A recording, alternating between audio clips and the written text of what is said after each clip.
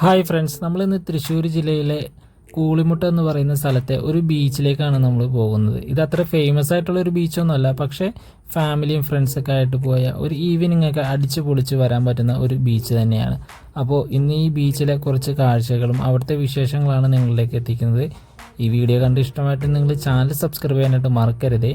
നമ്മൾ ഈ ബീച്ചിലേക്ക് വരുമ്പോൾ തന്നെ ആദ്യം കാണുന്നത് ഈ ഒരു പ്രതിമയാണ്. ഇത് ചെമ്പൈ വൈദ്യനാഥ ഭാഗവതരുടെ ഒരു പ്രതിമയാണ്. ഈ ഒരു ഏരിയ കടൽക്ഷോഭം നല്ല രീതിക്ക് ഉണ്ടാകുന്ന സ്ഥലമാണെന്ന് തോന്നുന്നു. കാരണം ആ ഒരു പ്രതിമയിൽ ചെറിയ ഡാമേജുകളൊക്കെ സംഭവിച്ചിട്ടുണ്ട്. അതുപോലെ തന്നെ ഇവിടെ ഇരിക്കാനായി മറ്റും ഇട്ടിരുന്ന ബെഞ്ചിൻ ഡാമേജ് സംഭവിച്ചിട്ടുണ്ട്. പിന്നെ കുറേ മരങ്ങളും തെങ്ങുകളൊക്കെ കടപുഴകി വീണിരിക്കുന്നതൊക്കെ നമുക്കിവിടെ കാണാനായിട്ട് പറ്റും. കുട്ടികളായിട്ട് വരുന്ന ആളുകളുണ്ടെങ്കിൽ കുട്ടികൾക്ക് കളിക്കാനുള്ള ഊഞ്ഞാല് കാര്യങ്ങളൊക്കെ ഇവിടെ സെറ്റ് ചെയ്തിട്ടുണ്ട്.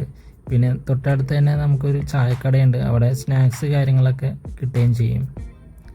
നമ്മളിവിടെ പോയ സമയത്ത് ഇവിടെ ലോക്കലായിട്ടുള്ള ആളുകളെ പരിചയപ്പെട്ടിട്ടുണ്ടായിരുന്നു. പ്രധാനമായിട്ടും മത്സ്യബന്ധനമായിട്ടൊക്കെ ബന്ധപ്പെട്ട് കിടക്കുന്ന ആളുകളാണ്. നമ്മളവിടെ ചെന്ന സമയത്ത് 2 ചേട്ടന്മാർ പരിചയപ്പെട്ടിരുന്നു. അവർ കടലിലിറങ്ങി ഞണ്ടിനെ പിടിക്കുന്നതൊക്കെ നമ്മൾ ലൈവായിട്ട് കണ്ടിരുന്നു.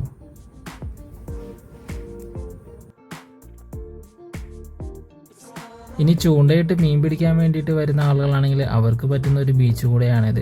റോഡ് റീലൊക്കെ ഉപയോഗിച്ച് നല്ല രീതിക്ക് തന്നെ മീൻ പിടിക്കാൻ പറ്റുന്ന ഒരു സ്ഥലം കൂടിയാണ്. പിന്നെ ഫോട്ടോഗ്രാഫിക്ക് വരുന്ന ആളുകളാണെങ്കിൽ അവർക്ക് പറ്റുന്ന അടിപൊളി ആംബിയൻസ് ആണ് ഇവിടെ നൽകുന്നത്.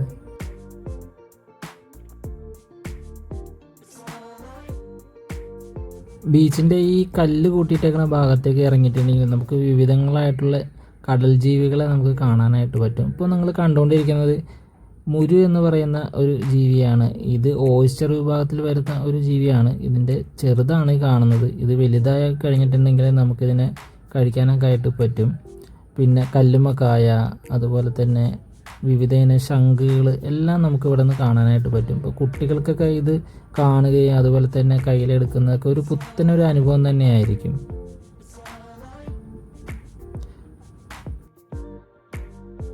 നമ്മൾ മറ്റുള്ള ബീച്ചുകളിലൊക്കെ പോകുമ്പോൾ നമുക്ക് ഇതിൻ്റെ ഷെല്ലുകൾ മാത്രമാണ് കിട്ടാറുള്ളത്. പക്ഷേ ഇവിടെ നമുക്കിതിനെ ലൈവായിട്ട് നല്ല ജീവനുള്ള സാധനങ്ങളെ നമുക്ക് കാണാനായിട്ട് പറ്റും. അപ്പോൾ ഇതൊക്കെ നമുക്ക് കയ്യിലെടുത്ത് ഒരു പുതിയൊരു അനുഭവം തന്നെ നമുക്ക് ഈ ഒരു ബീച്ചിൽ നിന്ന് കിട്ടുകയും ചെയ്യും.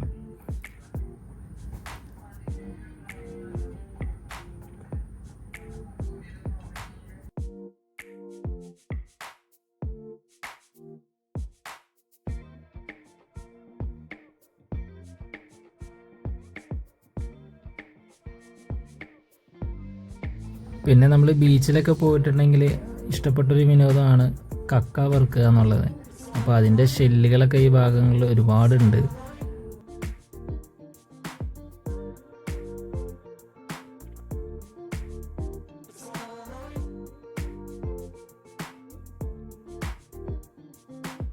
ബീച്ചിൽ നിന്ന് കുറച്ചങ്ങോട്ട് നീങ്ങിയിട്ടുണ്ടെങ്കിൽ കടൽക്ഷോഭം കൊണ്ട് നഷ്ടപ്പെട്ടു പോയ വീടുകളും അതുപോലെ തന്നെ കടലെടുത്തു പോയ മരങ്ങളും മറ്റുമൊക്കെ നമുക്ക് കാണാനായിട്ട് പറ്റും.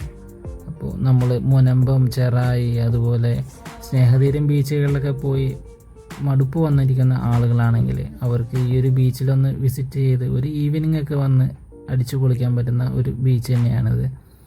അപ്പോൾ നിങ്ങൾക്ക് ഈ വീഡിയോ കണ്ട് ഇഷ്ടമായിട്ടുണ്ടെങ്കിൽ നിങ്ങൾ ഈ ചാനൽ സബ്സ്ക്രൈബ് ചെയ്യാനായിട്ട് മറക്കരുതേ.